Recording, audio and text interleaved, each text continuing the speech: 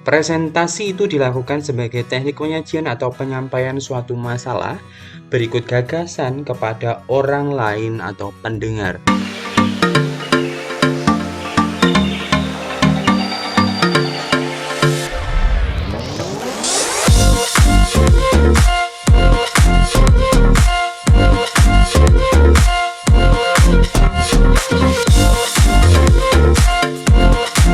Halo semuanya, Assalamualaikum warahmatullahi wabarakatuh. Kembali lagi di channelnya tentang pendidikan, tutorial, dan data BD Official. Kali ini BD Official akan memberikan penjelasan mengenai cara mengoperasikan PowerPoint 2013. Namun, sebelum saya jelaskan, bantu untuk mengembangkan BD Official dengan cara subscribe, like, komen, dan share. Oke teman-teman semuanya, untuk lebih jelasnya simak terus penjelasan dari BD Official.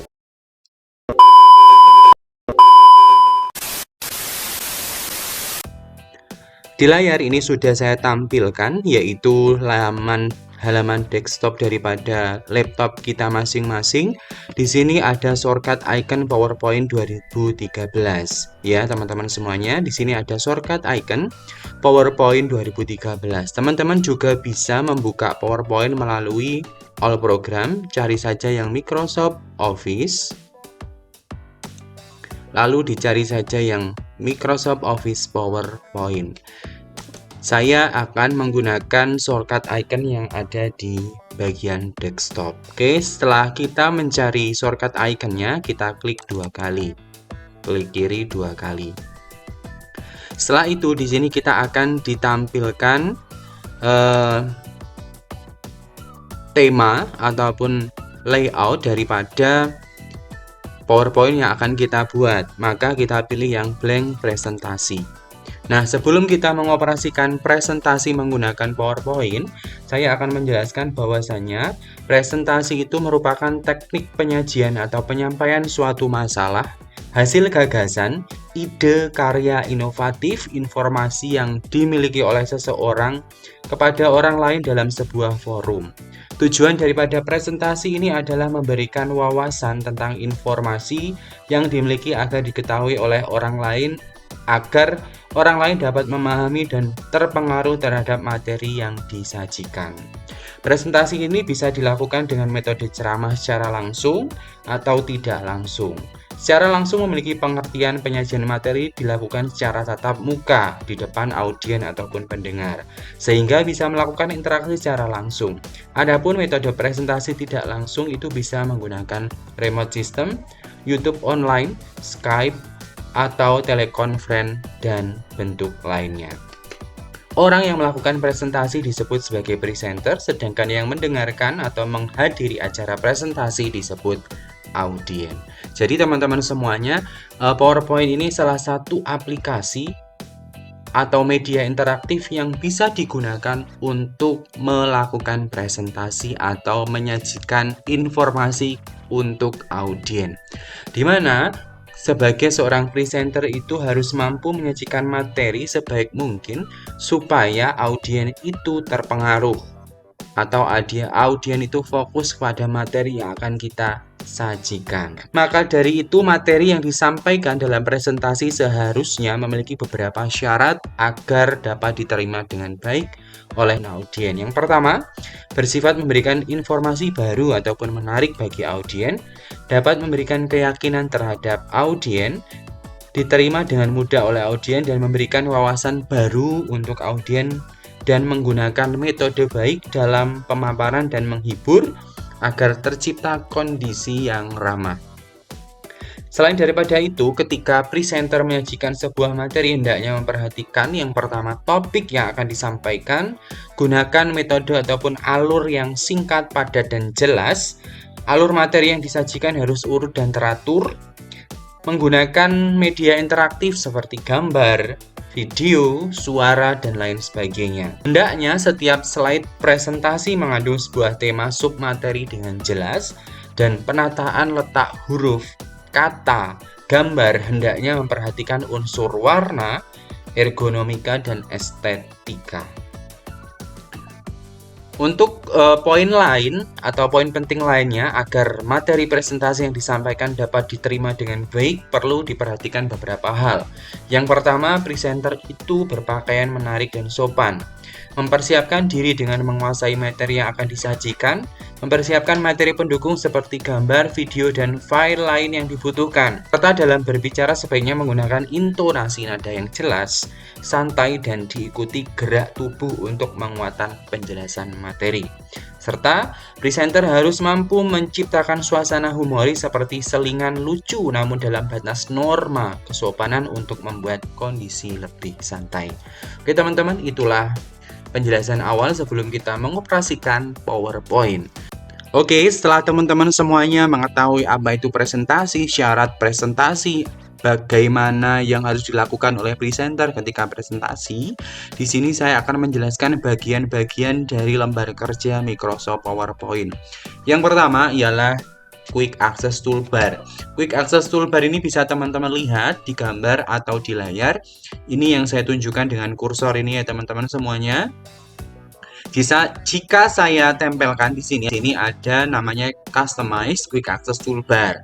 Nah, apa saja yang keluar di bagian sini ini berdasarkan apa yang saya checklist pada tampilan ini. Semisal saya mau menceklis open, maka di sini juga akan keluar open. Kalau saya mau menghilangkan open, checklistnya dihilangkan saja. Ini namanya Quick Access Toolbar. Fungsinya adalah merupakan kumpulan icon yang menjadi shortcut fitur PowerPoint yang paling sering digunakan. Ini shortcut yang paling sering digunakan ketika menjalankan PowerPoint. Terus yang selanjutnya ada yang istilahnya nama atau judul file PowerPoint. Di sini letaknya di bagian tengah yang saya tunjukkan dengan kursor yaitu presentasi 1. PowerPoint ini ialah nama judul atau nama lembar kerja kita.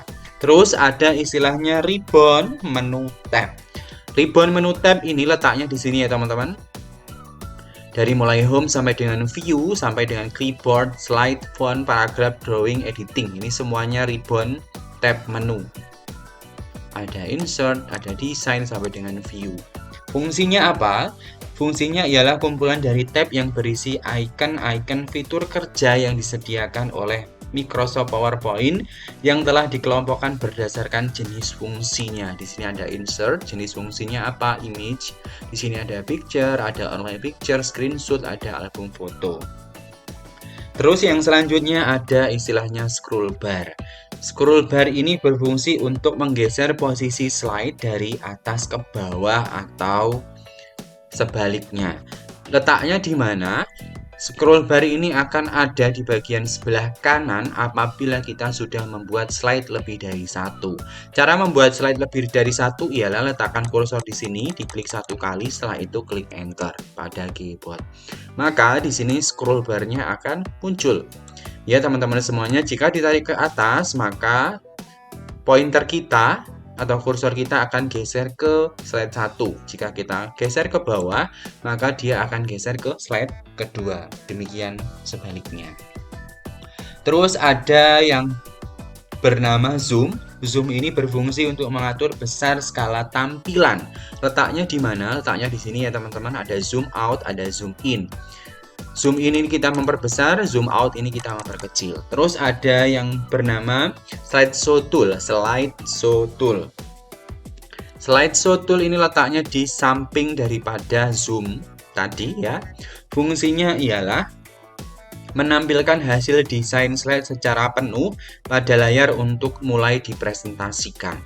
Jadi ini misalnya saya mau ngetikkan saja ABCD, ADBC, saya mau slideshow, maka ini akan tampil utuh di layar ya teman-teman. Untuk mengeluarkan tampilan secara utuh, klik saja di keyboard ESC atau escape. Terus yang selanjutnya itu ada fitur yang bernama reading view. Ini letaknya di sini ya teman-teman. Berfungsi untuk menampilkan mode normal ketika slide sedang didesain dan meng-hide tampilan perintah atau sisipan file desain lainnya. Kita pilih. Jadi seperti ini ya teman-teman. Ini yang reading view, kita kembalikan ke normal. Selanjutnya ada slide sorter, letaknya di sampingnya juga. Slide sorter ini berfungsi untuk memudahkan ketika kita melakukan review atau menganalisis desain slide yang dikerjakan. Contohnya seperti ini. Maka, kalau kita memilih slide sorter, ini akan muncul slide sebanyak yang kita buat. Kita kembalikan lagi ke slide sorter, maka kembali ke normal. Terus yang selanjutnya ada normal view ya, yang kita tunjukkan dari awal tadi, ini namanya normal view ya teman-teman. Ini normal view. Selanjutnya, bagian daripada lembar kerja PowerPoint itu ada slide number. Di sini ada slide number. Slide 1 of 2, artinya kursor ini letaknya di slide 1, jumlah slide-nya adalah 2. Ini namanya slide number. Terus ada lagi yang bernama slide navigasi, yaitu berfungsi untuk panduan ketika bekerja dengan slide presentasi, menunjukkan letak slide presentasi yang sedang dikerjakan dan dapat digunakan untuk menambah, memindahkan, serta menghapus slide tertentu. Jadi ini teman-teman, kursor kita letakkan di slide 1, ini slide navigasi. Kita pindahkan ke slide 2, ini slide navigasi. Terus di sini kita juga bisa menambahkan. Kita letakkan di slide 1, kita pilih enter di keyboard, atau kita bisa menghapus slide ini dengan cara letakkan di bagian mana. Misal slide 3, kita pilih delete di keyboard, atau kita bisa mengklik kanan kursor kita baru delete slide. Seperti itu. Terus yang selanjutnya itu ada istilahnya slide area design. Slide area design itu letaknya di mana? Letaknya ialah di tengah-tengah ini teman-teman semuanya. Ini namanya slide area design. Fungsinya apa? Slide area design ini dapat didesain dengan berbagai media, dapat disisipkan, didesain dan dikerjakan seperti teks, gambar, audio, dan video serta animasi. Seperti yang saya contohkan, misal saya akan menuliskan nama Afrizal di sini. Maka ini bisa, ini sama halnya kita melakukan penyisipan teks. Selanjutnya kita juga bisa menyisipkan dalam bentuk gambar. Dengan cara apa? Diingat, kita menggunakan menu insert, kita pilih picture, karena insert itu artinya menyisipkan. Kita pilih picture, kita cari di penyimpanan kita, misalnya di picture, kita pilih yang ini, kita pilih insert. Maka kita bisa menyisipkan sebuah gambar pada slide area design. Ini contoh kecilnya seperti ini. Oke teman-teman semuanya, ini nanti kita akan membuat PowerPoint contohnya seperti yang digambar ini. Ini hanya sebagai contoh dasarnya, nanti untuk lebih lanjut bisa teman-teman asah kemampuan teman-teman dalam mengoperasikan PowerPoint. Oke, contohnya kita mau membuat tulisan cara melamar kerja pada info lowongan yang dimuat di Instagram. Oke, maka kita membuka saja di lembar kerja kita tadi di PowerPoint. Selanjutnya yang perlu kita lakukan ialah kita mau mencari desain sesuai dengan contoh yang tadi, yaitu kita pilih yang ini ya teman-teman. Di sini tadi kan ada ya berwarna oranye kecoklatan, kita pilih yang ini. Selanjutnya kita kembali lagi di menu home. Setelah itu kita pilih yang ini, yang new slide, kita pilih yang blank slide. Maka di sini tidak ada lagi kotak-kotak yang berwarna garis-garis tadi ya teman-teman ya, di sini ya. Oke, kita hapus saja yang slide 1 dengan cara klik pada bagian slide 1, setelah itu klik kanan mouse, baru kita delete slide. Kita berada di slide 1. Selanjutnya yang perlu kita lakukan ialah pilih menu home, setelah itu pilih yang insert text box. Oke, kita tulis apa tadi? Kita cek lagi cara melamar kerja pada info lowongan. Melamar kerja pada info lowongan yang dimuat di Instagram. Yang dimuat di Instagram. Oke. Setelah itu kita blok tulisannya ini ya teman-teman, kita blok. Setelah itu kita atur jenis hurufnya, semisal Algerian. Setelah itu ukurannya kita ubah, kita perbesar 24. Terus kita bold. Terus setelah itu kita letakkan di bagian tengah ya ini teman-teman. Setelah itu kita geser di sini. Terus kita cek lagi tadi warna tulisannya ialah berwarna biru. Oke, kita blok lagi. Kita pilih yang font color, kita pilih yang biru. Oke. Seperti ini ya teman-teman. Caranya ialah sama ketika teman-teman mengoperasikan Microsoft Word. Di sini ada tab ribbon menu.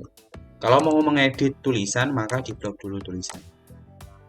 Baru diedit mau diubah seperti apa. Terus selanjutnya teman-teman juga bisa menambahkan gambar dengan cara pilih menu insert, pilih picture, atau bisa menambahkan shapes, kotak, bundaran, ataupun bintang, dan lain sebagainya. Terus ada pilih menu desain. Di sini teman-teman bisa mengubah tema, bisa mengubah varian, atau bisa memformat background. Contohnya seperti ini. Kita rubah dalam bentuk gradient atau solid fill, silakan. Terus ada lagi menu transisi. Ini bisa teman-teman asah kemampuan teman-teman dalam menggunakan PowerPoint. Jadi seperti itu penjelasan saya mengenai cara mempelajari bagian daripada PowerPoint dan cara mengoperasikan PowerPoint secara sederhana, yaitu dengan menambahkan tulisan dan menyisipkan shapes serta mengeklik beberapa bagian menu yang ada pada PowerPoint. Demikian penjelasan saya. Salam data, salam literasi. Saya tutup. Assalamualaikum warahmatullahi wabarakatuh.